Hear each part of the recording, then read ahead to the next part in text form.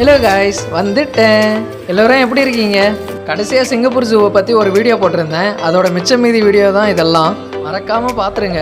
இங்கே பேர்ட் பேரடைஸ்னு தனியாக ஒரு பிளேஸ் இருந்தாலும் சிங்கப்பூர் ஜூக்குள்ளாவே பறவைங்களுக்குன்னு ஒரு தனி பிளேஸ் இருக்குது. உள்ள பறவைங்கள்லாம் கம்மியான வெரைட்டியில் இருந்தாலும் எல்லாம் புது வெரைட்டியாக இருந்துச்சு. இதோட பேரெல்லாம் என்னன்னே தெரியல.